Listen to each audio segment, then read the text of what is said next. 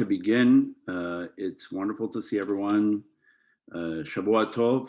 Still, we say Shavua Tov, even though it's already Tuesday, almost midweek, but it should be a continued good week.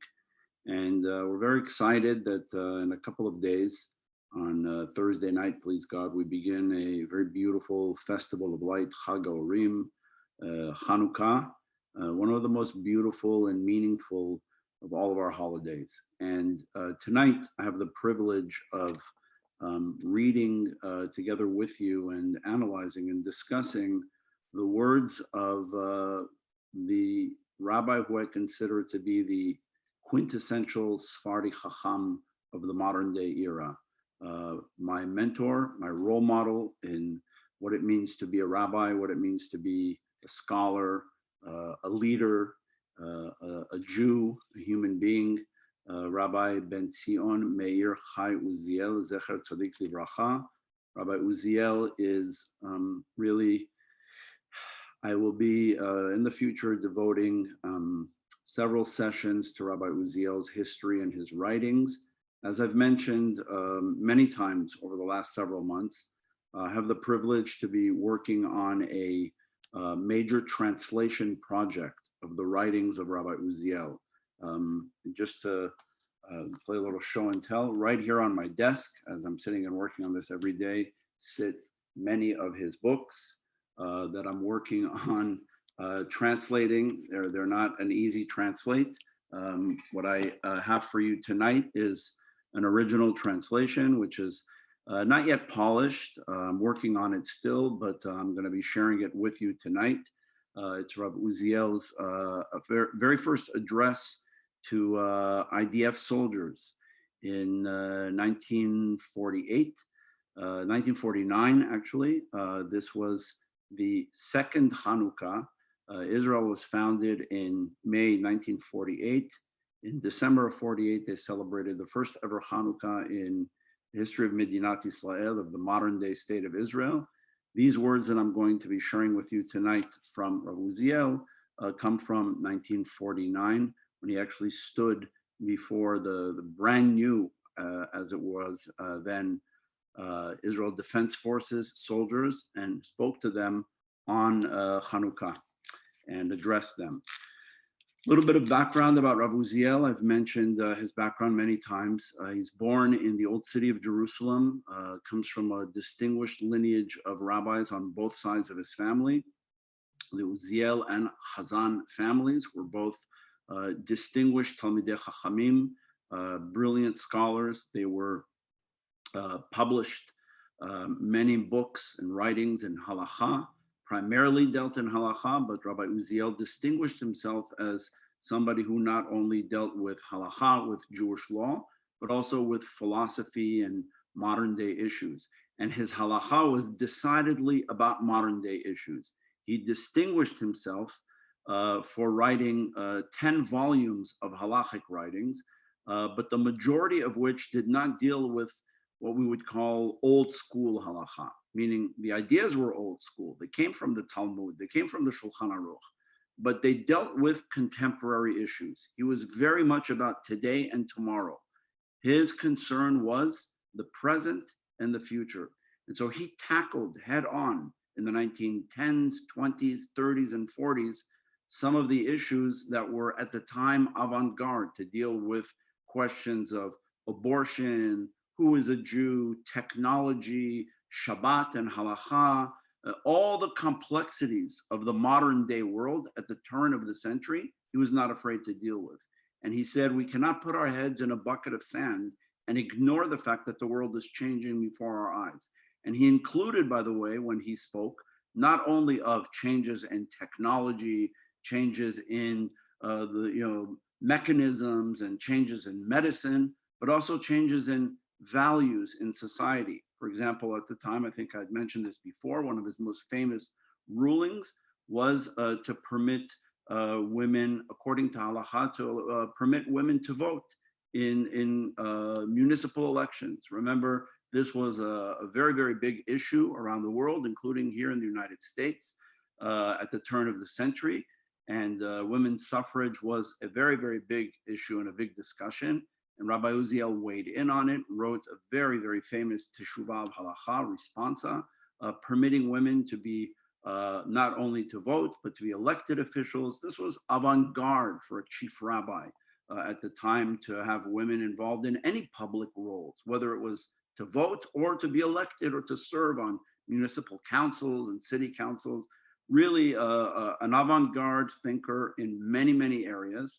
If I start getting into the detail, we won't get to our discussion of tonight about Hanukkah. But rest it to be said, he was really the most forward-thinking, incredible leader. He served under 3 administrations in Palestine or in the land of Israel during the 20th century.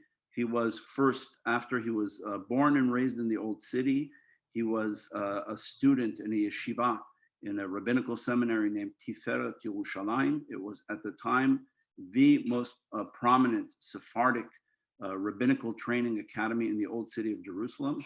Next week, please God, I know many of you, we have almost 200 people who have reserved. If you haven't yet, please reserve to celebrate the 40th anniversary of the Spartak Educational Center, the SEC. So the Spartak Educational Center is an organization, but it's also a location. That location, the building, the historic of the 3 buildings, the oldest of the 3 buildings with the beautiful Spanish courtyard, that building housed, once upon a time, Yeshivat Tiferet Yerushalayim, where Ravuziel was first a student in the Talmud Torah, the Sephardic Talmud Torah.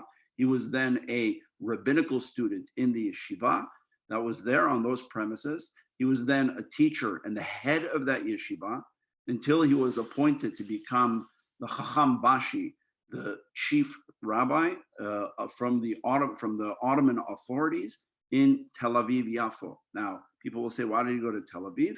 Because at the time, Tel Aviv was the new yishuv of the land of Israel, of the budding state of Israel. So it was a very, very important place. He served alongside a very famous rabbi, Rav Kook. Together they served. And then when Rav Kook passed away, Ravuziel continued to serve in Yafo, Tel Aviv, until he was invited to be the rabbi in a historic Sephardic community in Salonika. He served there for about two and a half years, from 1919 to 1921. Then went back. By the time he came back to the land of Israel, when he left Salonika, it was no longer Ottoman Palestine, but it was now the British mandate. And so he then served under the British. He was appointed chief rabbi, Rishon LeZion, Rabbi Rashi of the state of Israel in 1939. His inauguration took place in the Yochanan ben Zakkai synagogue in the Old City of Jerusalem, right next door to the buildings that today, for the last 40 years, we call the Sephardic home to the Sephardic Educational Center. There he was inaugurated. His Hachtara as Rabbi Rashi was there in those very beautiful synagogues. And he became the chief rabbi first of the land of Israel, of Eretz Israel, under the British mandate from 1939 to 1948. In 1948, he was present together with his Ashkenazi colleague, Rabbi Herzog, at the signing of the Declaration of Independence and at the Declaration of the State of Israel on May 14th, 1948. He died in 1953. So he was really one of the founders of Medinat Israel. He was front and center in the Zionist movement from the very beginning. What I'd like to do, now that I've given you a little bit of his background to contextualize, even though you've heard it, many of you may have heard me speak in bits and pieces about Ravuziel many times, but tonight we're going to focus on an address of his, on his actual words. And so I thought it would be really important for you to know a little bit about, to contextualize Ravuziel, not only his biography, about being, by the way, with distinction, the only chief rabbi to serve under 3 political administrations in the land of Israel, the Ottoman, Turkish government, British mandate, and then the Zionist government, the state of Israel, Ben Gurion, the prime minister. And he was not just happened to be there. He was front and center and part of just about every single decision. He was as much a civic leader as he was a religious leader. He was as much involved in matters of civil law as he was involved in halakha. He was very involved with the modern world, very in tune with the modern world. And it is impossible, if anybody is giving any lecture or discussion about what it means to be a Sephardic Jew today in the modern world, That begins by studying the writings of Ravuziel. You can't ignore it. Those who do don't understand modernity in the Sephardic tradition. He is the embodiment of what we call classic Sephardic Judaism. He is in many ways a new version, if you will, for the 20th century of Maimonides, of the Rambam, one who dealt in halakha and philosophy, one who dealt in the depth of halakha and was creative with halakha, with Jewish law, and also wrote several volumes of philosophy, books called Hegyone Uziel, Michmane Uziel, where he wrote a systematic philosophy of Judaism for the modern world, okay?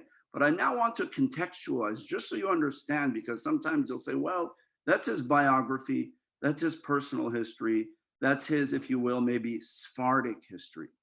Let's talk about Ravuziel in terms of what he established and put him in a larger framework for Zionism and for the Jewish people, just so you understand, right? Because too often when we talk about Sephardic rabbis, we have this impression and we say, well, you know, there was a general community and then there was the Sephardim, or there was the Sephardic rabbi. Here I want to correct that misconception. And not only was Ravuziel part of the community, but he was a leader of the Zionist Yishuv. And let me give you a little bit about what he did and what we've inherited from Ravuziel. Okay, all of us observe a day called Yom HaShoah, Holocaust Memorial Day. But you know, that was established by the Israeli government only in 1951. But the very first Yom HaShoah to be observed not on the 27th of the month of Nisan, but on the 10th of Tevet, the fast of Asara B'Tevet, and it's still on the books today in the Rabbanut HaRashit as what they call Yom HaKadish HaKlali, the day to say Kaddish, to say the Kaddish for all of those who have nobody to say Kaddish for them from the Holocaust, okay? That was established in 1949 by Ravuziel. When he was in the Rabbanut HaRashit, he established the first ever, he was sensitive to the Shoah. Why? Because when he served in Salonika, he saw the writing on the wall. He actually told the community towards the end of his tenure there, get out. He saw a lot of anti-Semitism and he said, time for you to move to Israel. And he knew all too well that while the Holocaust was taking place, when news started to come to the Yishuv in the 1940s about what was going on, he was the first rabbi, Sephardi or Ashkenazi, to gather groups of people in the synagogues in the Old City, in synagogues in Jerusalem, in synagogues in Tel Aviv, to gather them together for days of fasting, days of mourning, days of prayer. He was the first. It's all documented. They even have the posters that were going up in the streets, signed by Rabbi Uziel. Come to the synagogue, Yochanan ben Zakkai, on such and such a date. We're going to recite Tehillim, and we're going to fast, and we're going to recite a number of different prayers to save our people from what's going on. They felt helpless. The only thing they could do is pray. It was very, very sensitive to the question of the Holocaust. When people say, well, we're Sephardim part of the Holocaust, first of all, Jews were part of the Holocaust, so he didn't look at it as a Sephardi or Ashkenazi thing, but he certainly knew one community in Europe that was Sephardic in Salonika, where 95% of their community was wiped out, maybe not the same numbers as in other communities, but percentage-wise, almost the entire community was wiped out. It was once an illustrious community, and he served as its rabbi for 2 years. So 1949, early on into the history of the state of Israel, he was the very first to come up with the idea when the Israeli government did not want to have a Holocaust Memorial Day. They were not excited about memorializing the Shoah for all sorts of internal Zionist reasons. They didn't want to glorify those who didn't fight back and so on and so forth.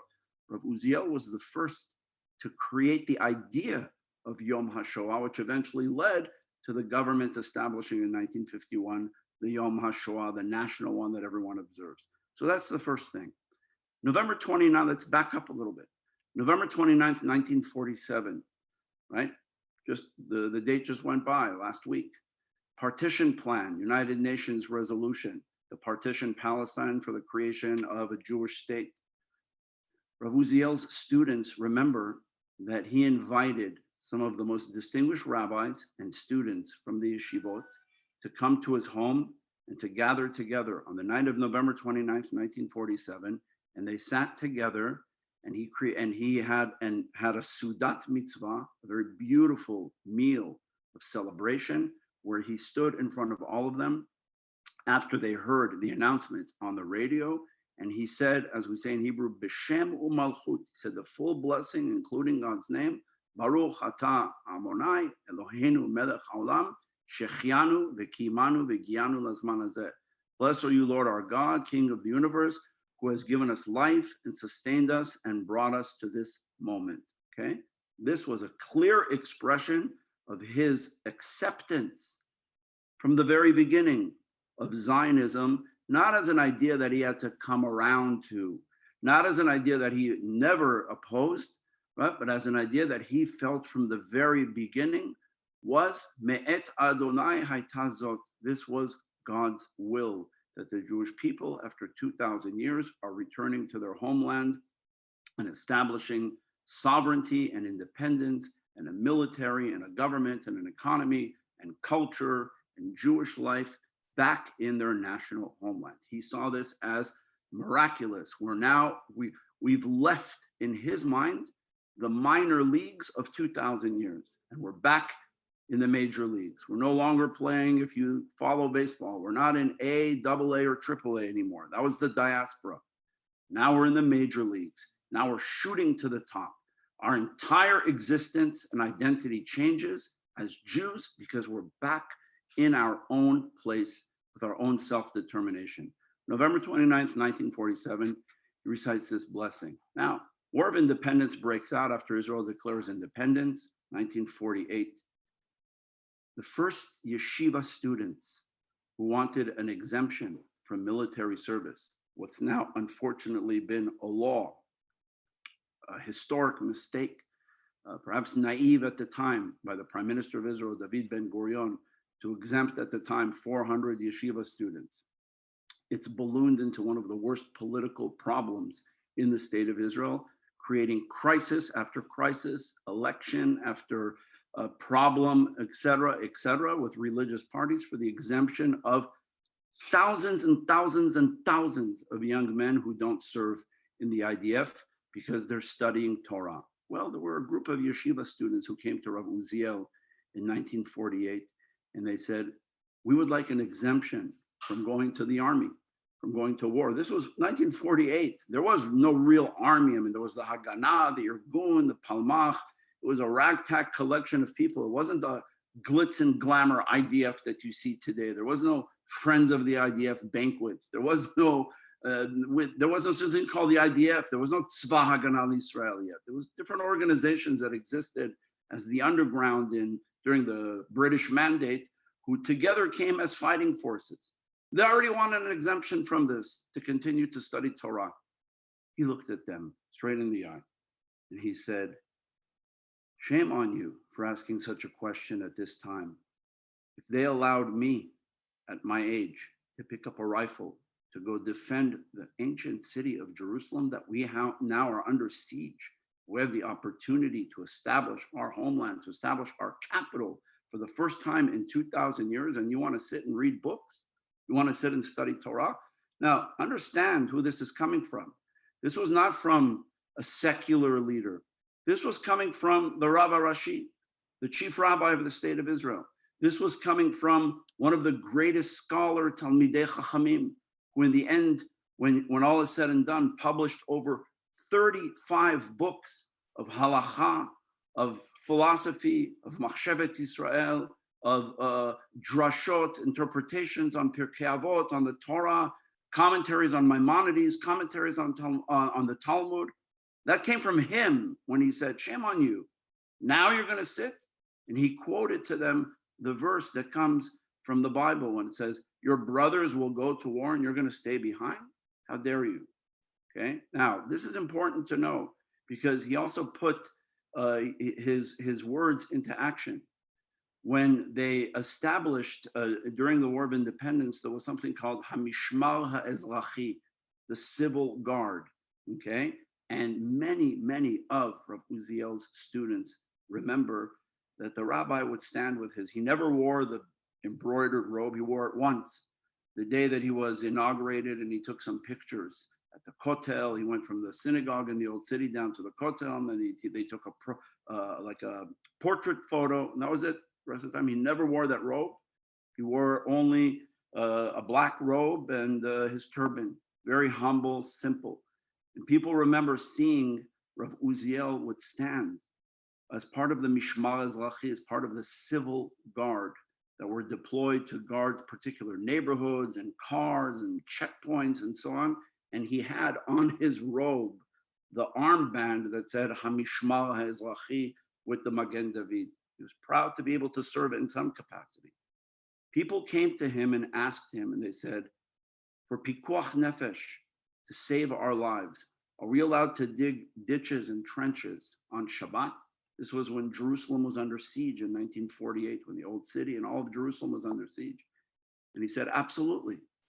And one of his students remembers, it was a dark Friday night.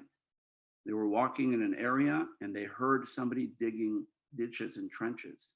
He walked over and he couldn't even make out who the person was because, again, he was wearing black robe and it was dark outside. So he couldn't see. He walked closer and closer. He saw this elderly man wearing his long black robe, digging trenches. He said, Rabbi, what are you doing? He said, we asked if we could do it, not you. And he said, I'm part of you. Far be it from me to permit something that I wouldn't myself do, especially when it comes to saving lives, especially when it comes to defending our country, especially when it comes to defending this historic opportunity to be a Jewish people in our own Jewish homeland. Understand? Then it came Yom HaAtzmaut. Do we say Hallel on Yom HaAtzmaut? According to Ravuziel, the answer is yes. There were no questions, right? There was no deliberation or debate. He wrote to explain it, but there was not all the complexity here today. Half and only in the beginning or at the end, or cut it in this. And no, this is a historic day. Indeed, he considered it a miracle. And this leads me now into the question of Hanukkah and miracles, and what we're going to read about regarding Rabbi Uziel. When we celebrate Hanukkah this coming Thursday night, the word miracle appears several times during the few prayers that we add on Hanukkah. The blessing, the second blessing, after we light the lamps and we say Lahadlik Ner Hanukkah, when we light the candles, the light of Hanukkah. The second blessing, Baruch Sha'asa Nisim La'avotenu, Vayamim Hahem B'Zman Hazeh. Blessed are you, God, who made miracles for our ancestors during those days. Then during our prayers in the Arvit and the Shachrit, during Birkat Hamazon, we add a full paragraph, which I'm going to quote from in a moment, that begins Al Hanisim, talks about the miracles during the days of Mattathias, Matityahu, the high priest, etc. It's a paragraph which essentially tells the story. That paragraph, according to that paragraph, the miracle of Hanukkah was largely the military victory of the Hasmonean dynasty, the Maccabees, the Matityahu, Mattathias and his sons, prominent general Judah the Maccabee, Yehudah Maccabee, okay? The miracle of Hanukkah, according to that, was the military victory. As I discussed last week, the Talmud introduces another miracle, which became the miracle of Hanukkah, the narrative for the last 1900 years. The narrative of the miracle of Hanukkah is there was a jug of oil that was enough for a day and it lasted 8 days. That's what we celebrate. The military victory is kind of put on the back burner. It's not discussed so much. Perhaps because it wasn't a reality for us. Living in the diaspora, we were not an independent people. We had no government. We had no king. We had no prime minister. We had no army. We had no generals. We were a people who could only hope that there would be light amidst darkness. So the miracle of light, Hanukkah representing light during darkness, is a very attractive miracle when you're living in the diaspora under a lot of persecution, when you don't know when the next light is going to come. But when you're back in your own homeland, you start to see things very differently. You start to re-examine history and you ask the question, what was the miracle of Hanukkah then? And what is the miracle of Hanukkah today? as we're celebrating the holiday today. Now, there was one exception to the rule regarding the diaspora. There was one rabbi in the diaspora who never lived in Israel. He lived in Spain, he lived in Morocco, he lived in Egypt, very famous rabbi, right? First name Moshe, he had a father named Maimon. His acronym is Rambam, otherwise known as Maimonides. We've heard of him. Maimonides, if you read the Hilchot Hanukkah, the laws of Hanukkah, and the Mishneh Torah, in his book of Halacha, when he discusses Hanukkah, he decides to tell the story of Hanukkah. You know what he says?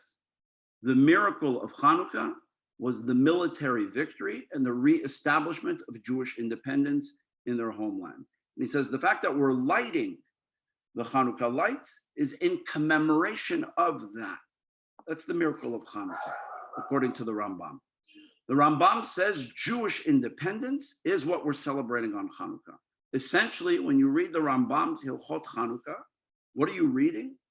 The celebration of Yom HaAtzmaut, of Independence Day.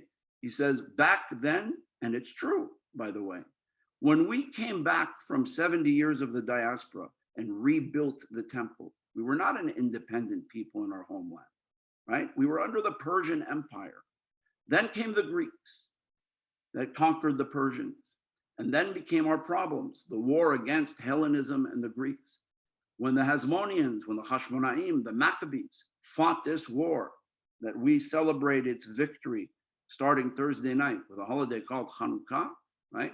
They then established the first independent Jewish kingdom during the Second Temple period, first time that we were independent since the days of the First Temple.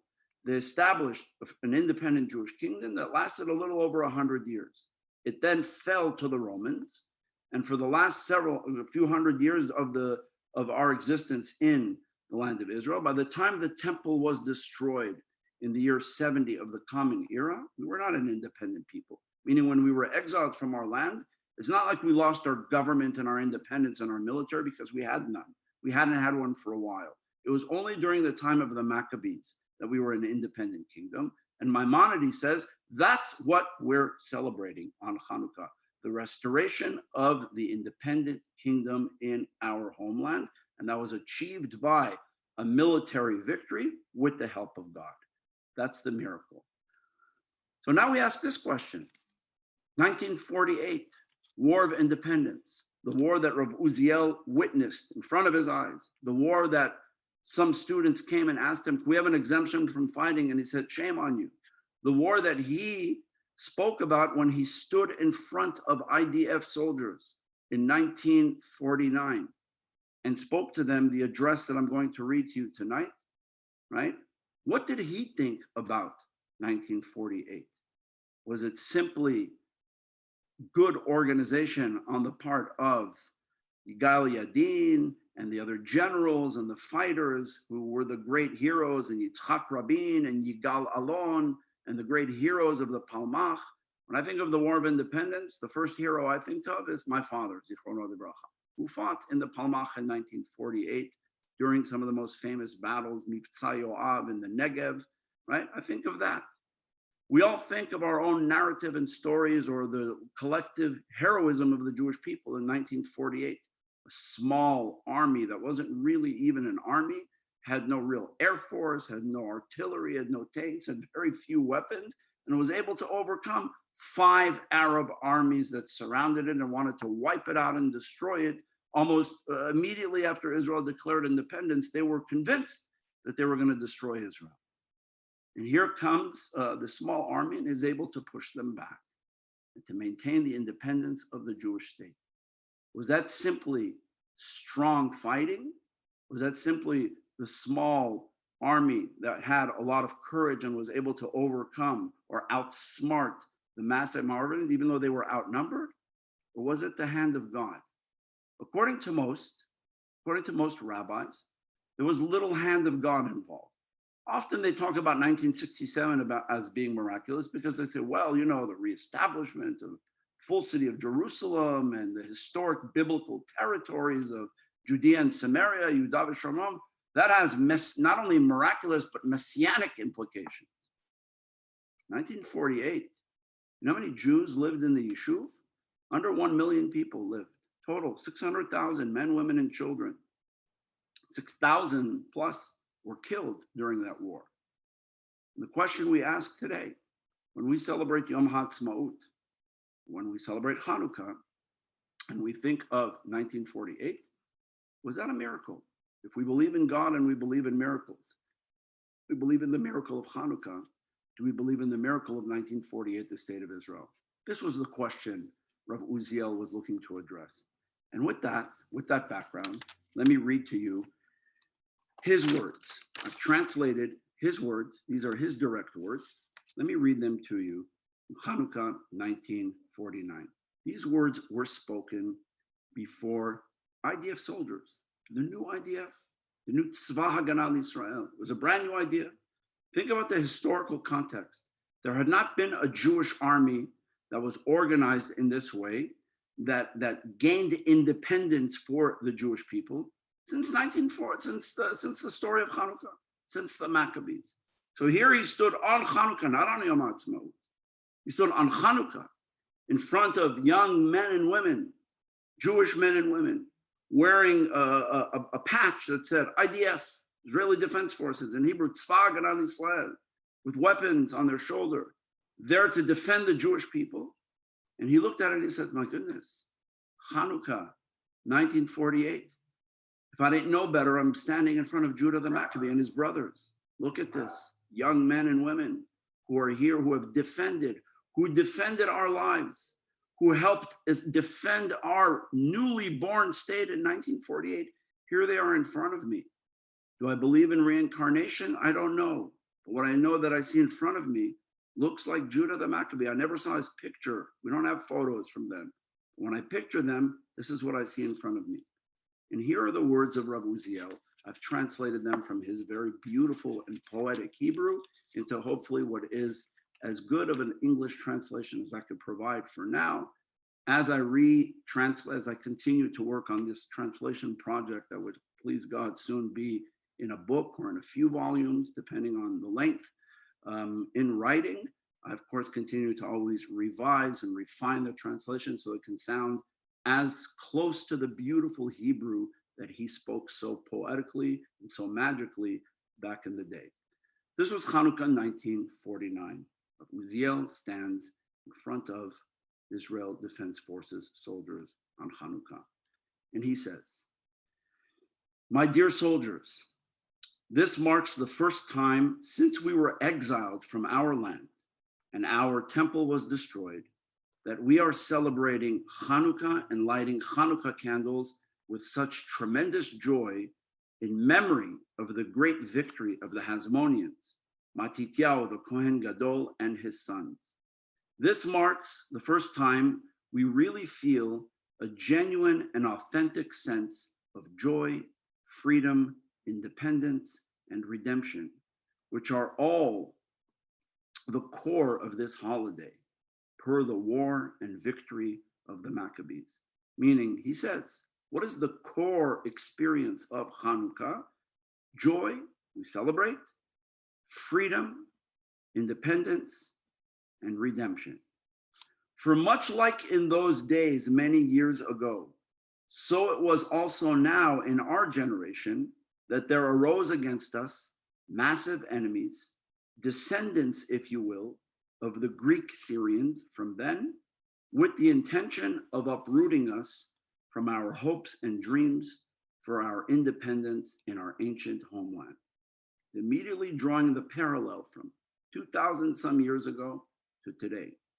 And he says, and just like in the days of the Maccabees, so too in our days, we and all nations of the world beheld with great wonder the wonder reflected in the special prayer for Hanukkah, where it is written that you, God, have taken the many and you have put them into the hands of the few, meaning the triumph over the few into the hands of the multitudes, that you've defeated the multitudes. This is in the prayer Al Hanisim.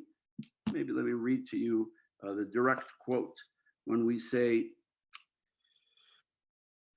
in English, You, God, delivered the strong into the hand of the weak, the many into the hand of the few, the impure into the hand of the pure, the evil ones into the hand of the righteous, and the wicked into the hands of the devotees of your Torah. This is the prayer that we recite Al Hanisim during the Amidah, during Birkat Hamazon, on Hanukkah, all 8 days, right? We recite this prayer about the Hanukkah of then, and Ravuziel is telling the soldiers, all of us, the whole world, were witness to exactly what we read in the prayer book, right? Where there were great, massive armies that outnumbered a small army, and the small army was able to defeat them. We were able to see the hand of God like we saw then, we saw it today. So you could already there, if you stopped here, understand what Ravuziel thinks of what happened in 1948. He says, this wondrous vision, he goes on to strengthen it, this wondrous vision in our days of a small Jewish army defeating 5 major Arab military forces validates, confirms, and fulfills the words of the prophet Zechariah. The prophet of Zechariah is the selection for the Haftarah that we read this coming Shabbat, the Shabbat of Hanukkah. We read a prophetic portion where at the end of that section, the 4th chapter of Zechariah, we read in the 6th verse, where it says the very famous, Lo b'chayil v'lo b'koach ki im beruchi amar Hashem tzvaot. Not by might, nor by power, but by my spirit, says the Lord of hosts. Meaning this entire victory of the IDF is wrapped up in the words of the Hallel that we recite all 8 days of Hanukkah, when we say, Me'et Adonai hayta zot hi niflat be'einenu. This was the hand of God. How wondrous it is before our eyes. This is what Ravuziel believed, and this is what he said to IDF soldiers, the Maccabees of the day. He continues, through the Spirit of God, the armies of our enemies were shattered into pieces, and through God's great guiding spirit and strong guiding hand, our fighting forces, you, our heroic soldiers, were victorious in all of their battles. As it says in the Hallel, Yemin Adonai osachayil, Yemin Adonai romema. The right hand of God is lifted, the right hand of God does battle. Blessed be you, dear soldiers, and blessings unto you, heroic members of our Israeli army, for courageously arming yourselves with faith and with heroism, and for being the very first Jewish people. Imagine these words, for being the very first Jewish people to renew the mighty acts of the Maccabees for today and for eternity. He said, you have the privilege of being the very first Jewish fighting force since the days of the Maccabees. What we read in our prayer book, it's about them and it's about you. Our deepest praise, now it gets emotional, our deepest praise to those sacred heroes who fell in battle in this Milchemet Geulah, this war for our redemption. And they redeemed with their blood and their lives our ancient ancestral homeland. May their memories be for an eternal blessing, and may their souls be bound up in the bonds of eternal life as they dwell in eternity together with the sacred and righteous of our people as eternal heroes. Very moving and beautiful words. Now, I'm going to pause and also remind you of one other thing.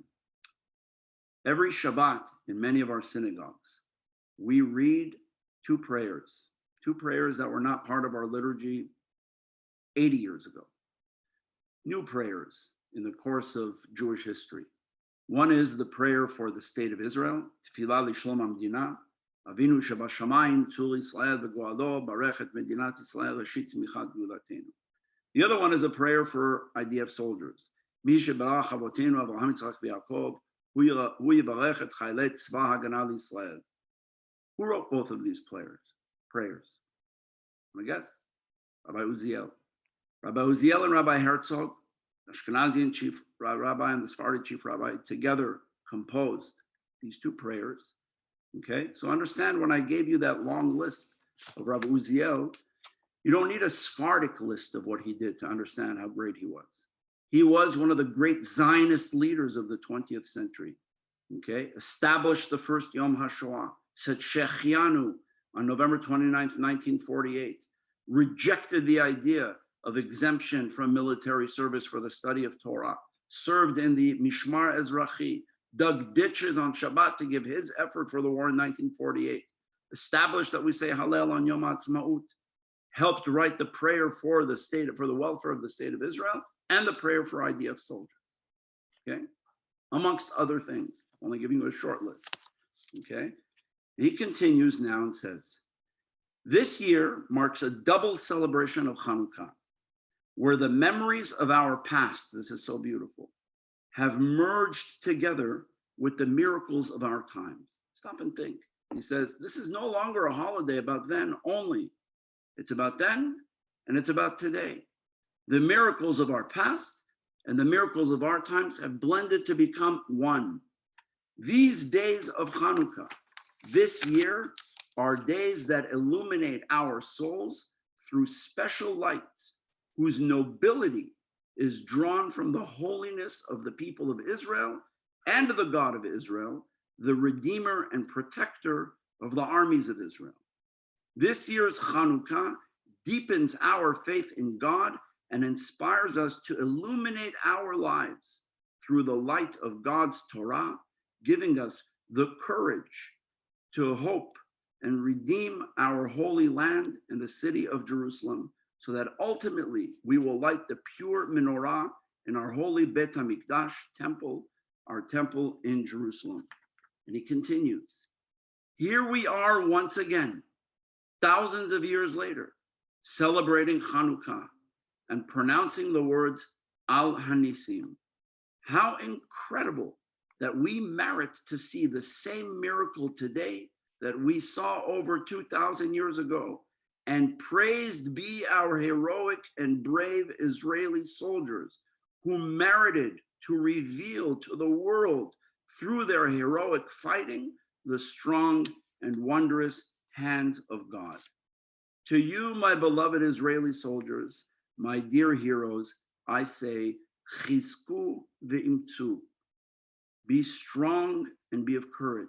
Now, why did he choose those words? Sounds like a nice thing to tell soldiers. Be strong and to be of courage. Many times I sent, Ravuziel didn't have WhatsApp or text messages. Many times I sent WhatsApp and text messages to my son Ilan and told him, Chazak ve'ematz, be strong and be of courage, when he was serving in the army for the last 2 years in Israel. But why did he choose these words? Chizku ve'imtzu. Because who first pronounced those words, Chizku ve'imtzu, Chazak ve'ematz? Who pronounced these words? God pronounced these words. Who did he pronounce it to? To Joshua, Yehoshua, who was entering the land of Israel as the one who took over for the place of Moses, but didn't just take over the place of Moses. He didn't replace Moshe as the lawgiver and the scholar and the prophet. He replaced Moshe as the leader now of the Jewish people, the one tasked with the historic responsibility of entering the land of Israel and fighting a war to indeed establish the first ever Jewish homeland. And he was now like a general. Yehoshua was not just the leader of the people, he was a general who fought battles of Jericho and other battles. And God told him these words, Chazak ve'ematz. God said it in singular. Ravuziel said it collectively in plural. Chizku ve'imtzu. He said to them, my dear soldiers, as you are strengthened, we the Jewish people are strengthened through you. You give us strength. May you continue to march with courage and heroism, with hope and faith in our sacred path, until comes the day, please God, when our enemies will lay down their weapons and we will see these Hanukkah lights before us with peace in God's eternal lights of freedom and peace. May the blessings of God dwell on the state of Israel its president, its ministers, and all of its citizens. It's almost like a mini Tfilah L'Shlom HaMdina, blessing for the state of Israel. In front of them, he said, may the light of God dwell, may the blessings of God dwell on the state of Israel, its president, its ministers, and all of its citizens. And may we kindle these Hanukkah menorah lights together for many years until we all merit to kindle the grand menorah in the temple in Jerusalem. We give thanks to God for these miracles in our days, and we thank you, our heroic Maccabees of today, for what you've done to help establish our Jewish homeland. Hanukkah Sameach. These were the words spoken. This was a very beautiful, moving address given by Ravuziel. 1949, the state of Israel is new, it's young, its army is new, just newly organized and joined all the different forces together into what we call Tzva Haganah Israel, Israel Defense Forces. When I think of this, I remember back in Hanukkah of December 1984. Hanukkah, December of 1984, I was in the army for about 6 months in Israel. And I was part of a brand new unit at the time called the Givati Brigade. It's the brigade that I'm proud that my son actually also served as well. He served in a tougher battalion than I did, but don't tell him that. Don't remind him of that. He served in Gdud Shaked. I served in something called Gdud Rotem. It was the newest of the battalions. Gdud Shaked, where my son served, was the historic battalion. It was a historic commando unit from which they created the Givati Brigade, an infantry brigade. So they had two battalions at the time, and I was privileged to be part of the newest battalion of the newest infantry brigade in Israel. It was historic. It was a cool feeling for us. And it was December 1984, month of Kislev, the month of Hanukkah.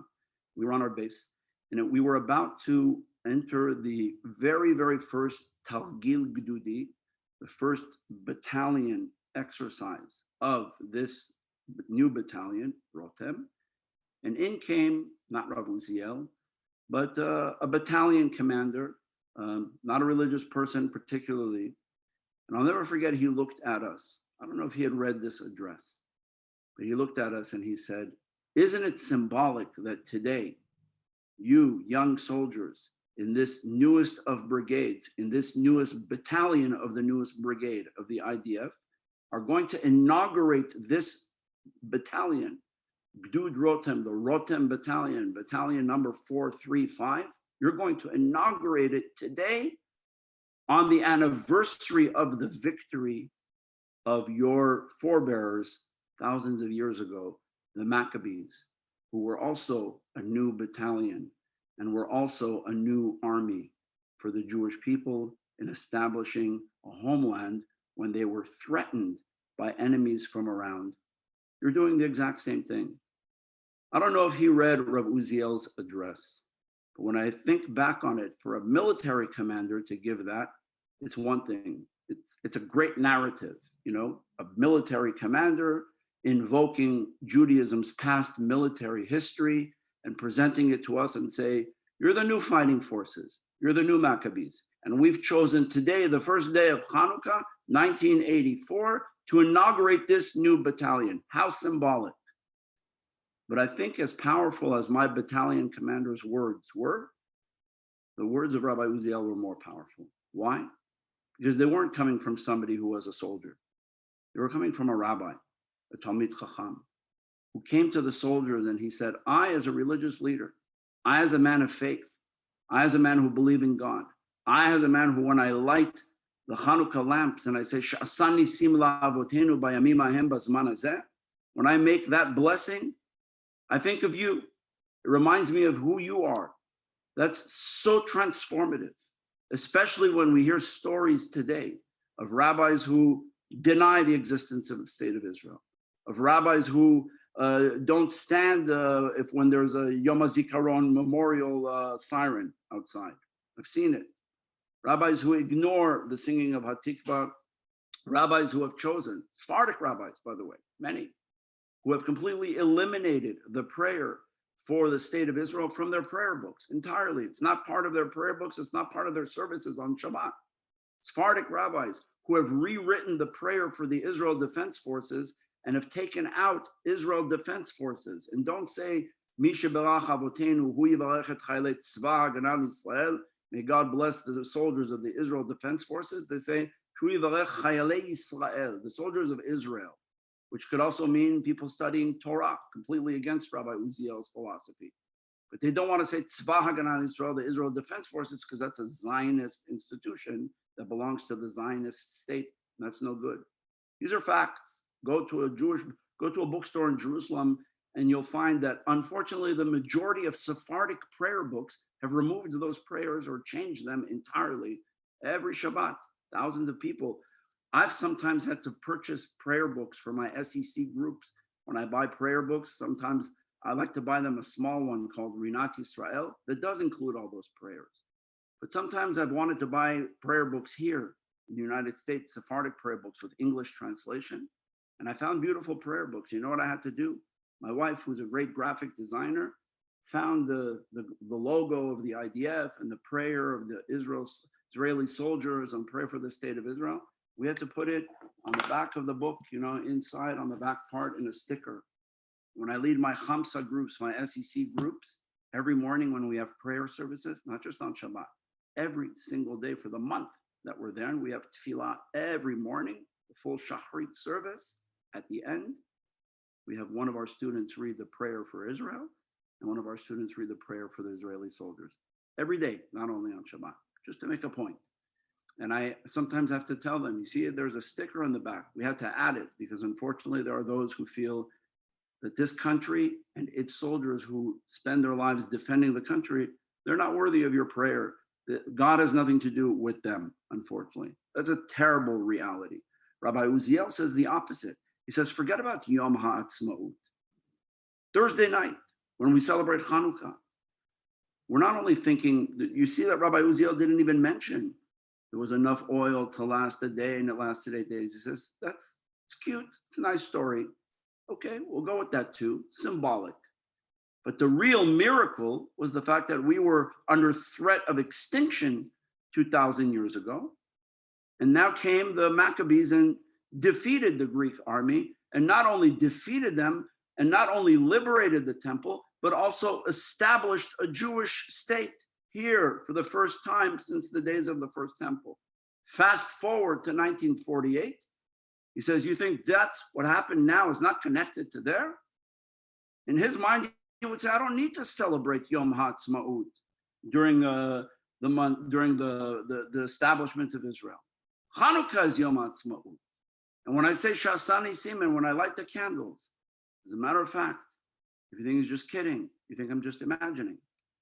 Rabbi Uziel was the very, very first in the history of Israel to establish a public lighting of the Chanukiah in Tel Aviv, in Dizengoff Center, at a beautiful, beautiful, long before Chabad did this in the West Side Pavilion or in Beverly Hills. Rabbi Uziel brought out a very, very big, beautiful menorah in the public square in Dizengoff Square, Kikal Dizengoff. And it wasn't with candles or with oil, it was electric. It was electric. And you know what? He lit that. He didn't recite the bracha, Ladlik Ner Chanukah, but he said, why am I bringing this out in public? He said, this is not to replace the Hanukkah lighting that you should do at home. This is for all of us to come out into the public square and to fulfill the mitzvah that the rabbis tell us in the Talmud of what we're supposed to do. We're supposed to lefalsem et hanes. We're supposed to publicize the miracle. We're supposed to let the whole world know we're proud that this miracle took place. We want everybody to see this miracle. And he brought this menorah to the public square and he said, men, women, children, Jews, non-Jews, whoever's living here, come and see and behold the lights of Hanukkah. And he stood in the public square with those soldiers in mind that he spoke to. And he lit the electric lamps. And he said the full bracha, Baruch atah Adonai Eloheinu melech haolam, shasan nisim la'avotenu bayamim hahem bazman hazeh. And he said, we say this blessing, which means you have made miracles for our ancestors at that time. In those days, meaning also now. You don't only make miracles 2,000 years ago. You split the sea now for us. The fact that we've come home, he called this Milchemet HaGeulah, the war of redemption. We pray for Geulah means the coming of the Messiah. He viewed 1948 as pre-Messianic. And he said, who did all that? The IDF soldiers. So when Rabbi Ravuziel stood in front of those soldiers somewhere in the new state of Israel, 1949, and spoke these very beautiful and emotional words, it wasn't at a gala in Beverly Hills raising millions of dollars for the IDF. It wasn't at an AIPAC conference. He had nothing to gain here. He wasn't raising money. He wasn't trying to glorify himself and give important speeches. He spoke straight from his heart. Just like Maimonides did 800 years earlier when he said, the miracle of Hanukkah is the establishment of a Jewish homeland. Then he said, today, Maimonides could only dream could only imagine what happened and dream that that might happen again. That's what he had in his mind. Maimonides and the Rambam could imagine what the Maccabees looked like hundreds of years earlier and could imagine and hope one day it'll happen again. I, Rabbi Ravuziel, saw it happen. I participated in it. And I wanted to make sure that those who fought in this war, those who continue to defend our country, those who fell, unfortunately, in defense of this country and gave their lives, that they all understand that I don't just come in as a rabbi and say, nice job.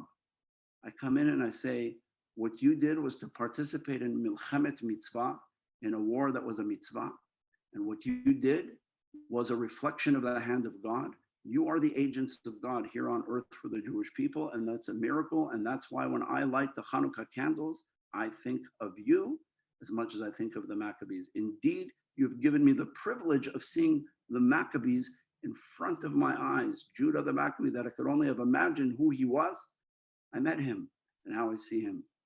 And so what Ravuziel has done, when people ask me sometimes, they say, talk about great Sephardic rabbis and what they've done. Sometimes it's a very misleading question because they think that I have to answer something Sephardic, that I have to give them something regarding some language that he spoke or some food that he ate or some kind of an interesting custom. That's not what classic Sephardic Judaism is. Maimonides, the Rambam, never spoke about cooking. He never spoke Ladino, actually, he spoke Arabic. And those were not, that's not what Sephardic Judaism is. It's a feature, it's a cultural feature of Sephardic Judaism. The great Sephardic Chachamim were people of this world. If they were Sfaradim, it's because they were privileged to come from particular places, like the golden age of Spain, that inspired them to think about science and astronomy and mathematics and philosophy together with the Torah. That's what made them Sfaradim. That's the heritage of being a Sephardic Jew or a Sephardic Chacham or wise man or leader, that they were poets as well as interpreters of the Bible. That is what a Sephardic Chacham is, right? It doesn't matter what language it was. If Maimonides wrote in Arabic, it's not because it was a Sephardic language, it's because it was the language of the intellectuals.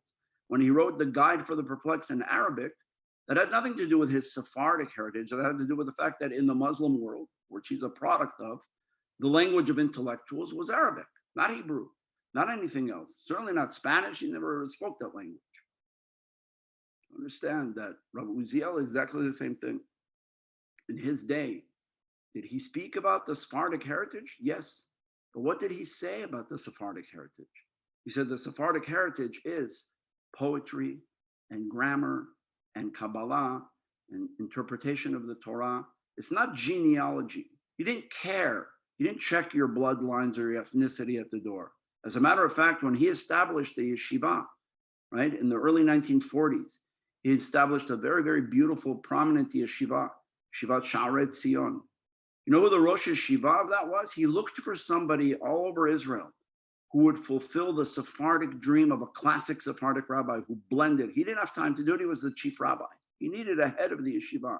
He looked high and low to find the Talmid Chacham, the rabbi, who would head this institution, which he said the curriculum will be the classic Sephardic curriculum from the golden age of Spain. It will include Talmud and Halacha and philosophy and modern day issues. The rabbis will learn how to type, as if you were to say today, they have to learn computer skills so that they can publish their articles. I'm sure he would have said the rabbis have to learn some social media so they can post things on Facebook and appeal to people, to a wide audience. He talked about public leadership. The rabbis had to read the newspaper and so on and so forth. This was the yeshiva. There's in writing, in his handwriting.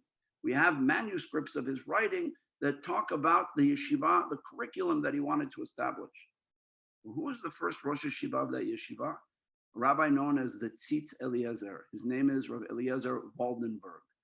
Not Rav Eliezer Abu Chatzera, not Rav Eliezer Yosef or Mizrahi, Rav Eliezer Waldenberg. An Ashkenazi rabbi was the head of Ravuziel's yeshiva. Why? Because Ravuziel was the first to tell us that to be a Sephardi had nothing to do with bloodlines or ethnicity. It had to do with here. What do you think here and what do you feel here? How do you blend these two together? The ideas that you bring here and the thoughts that you have in your mind, how do you blend those ideas? That's the classic Sephardic model. There are others who might give you other stories and say, well, no, there's all these other things. That's all scenery. That's all, frosting on the cake. But the core of being a Sephardic Talmid Chacham is to be engaged in the modern world. And Ravuziel, as a Sephardic Talmid Chacham, was front and center in the Zionist project.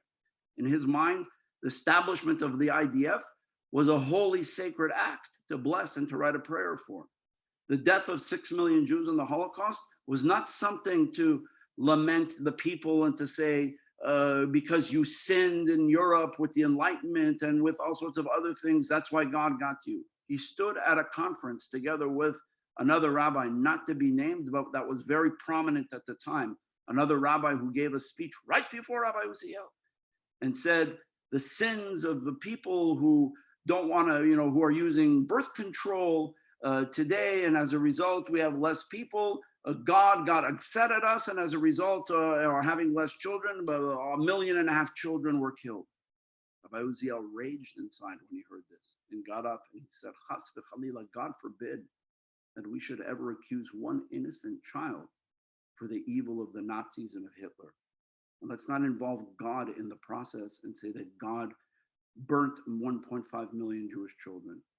This was what it meant to be the classic Sephardi Chacham, the one who was sensitive and intelligent and blended those skills together. That's why I'm spending a lot of time translating these books, because his messages have to get out to the world.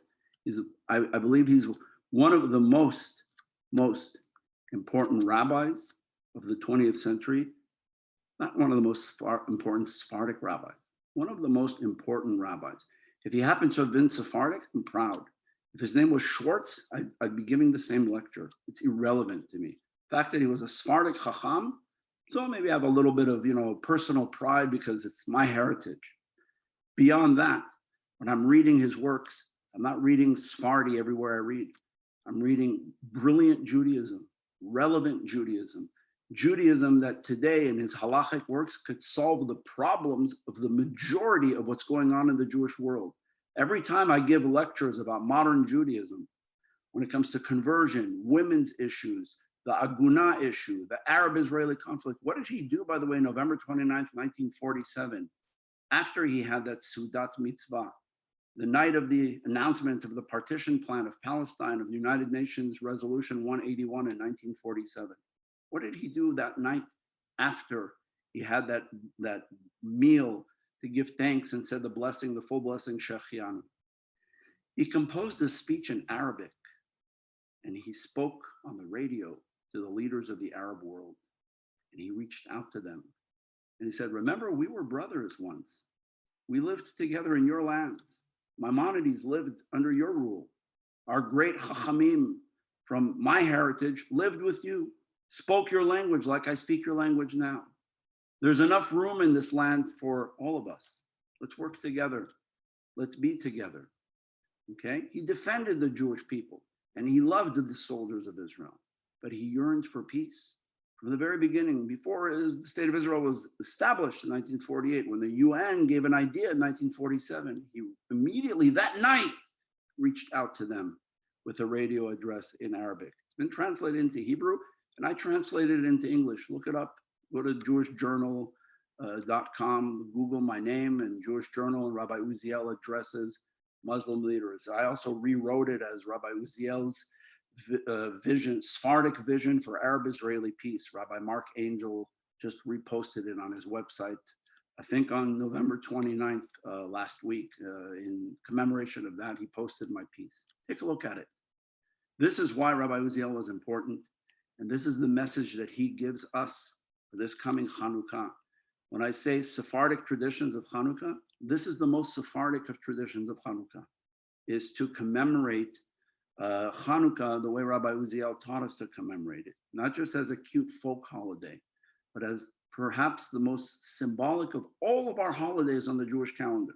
There's no holiday that is more relevant today to our message of wanting light, of avoiding assimilation, of being proud of being Jewish, and of defending the independence of our homeland, of the Jewish people, that we live in a generation where we have a country called Israel, where we have airlines called El Al, and we can fly directly to Israel, where we have people living, universities, Nobel Prize winners, all of this in under 100 years.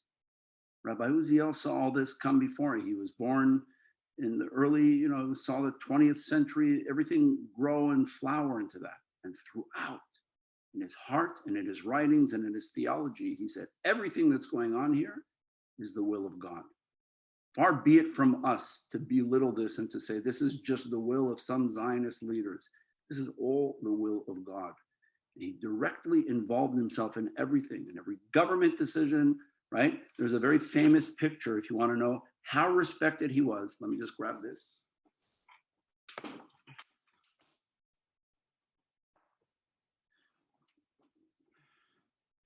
Take a look who's in front and look who's walking behind him. We would say it should be the opposite, right? Prime Minister of Israel, Ben Gurion, he should be in front, the rabbi behind him. Rabbi Uziel first, Ben Gurion behind him.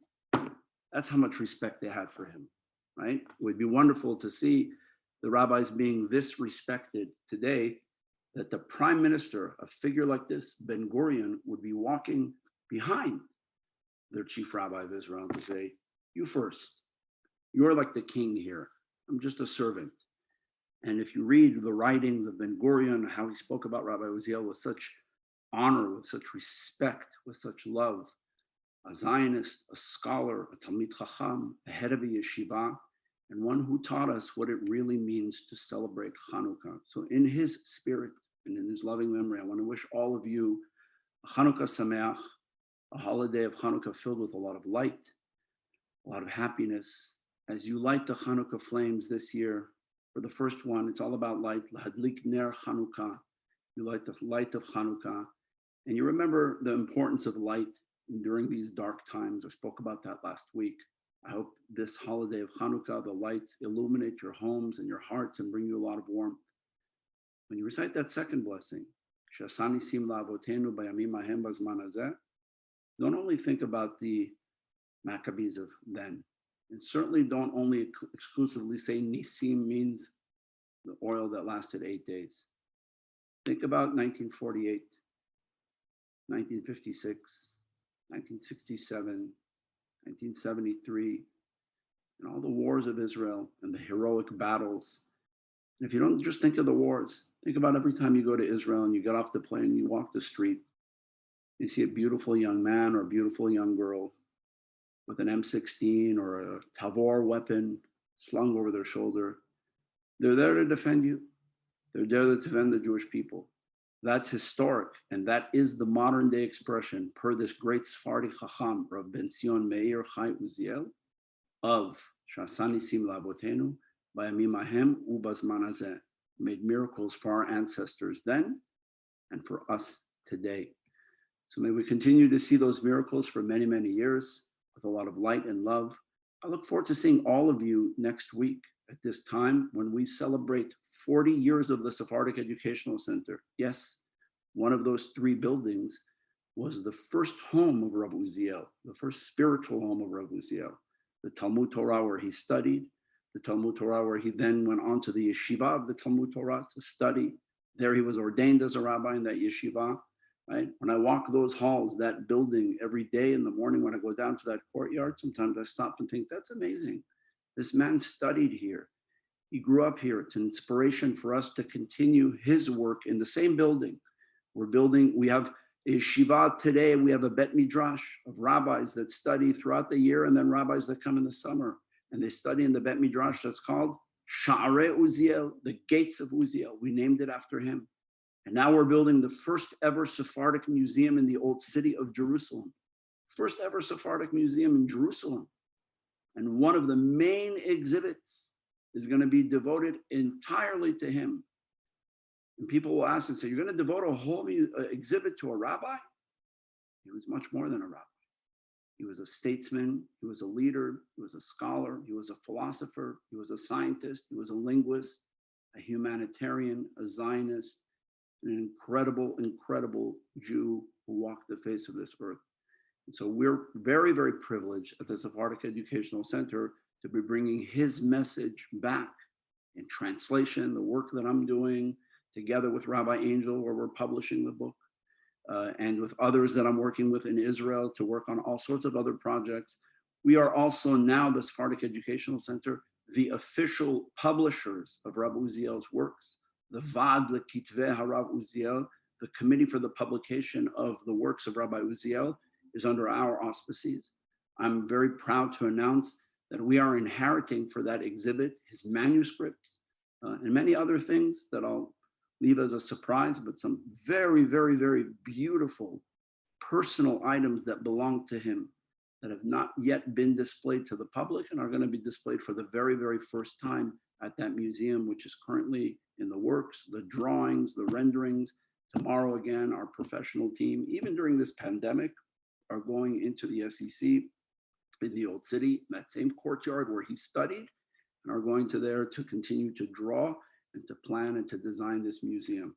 So if you haven't yet registered, join us next week, same time, 5 o'clock Pacific time, 8 o'clock Eastern time, for a beautiful celebration of Hanukkah and of celebrating 40 years, the anniversary of the Sephardic Educational Center. We're gonna have greetings from celebrities, from rabbis, from people from all over the world. Be part of it, be part of us, continue to support us and to join us in this celebration. With lots of love to all of you, wishing you Hanukkah Sameach, Chag Urim Sameach, a happy festival of lights, wishing you a lot of light and a lot of love. Thank you, everyone. All tov.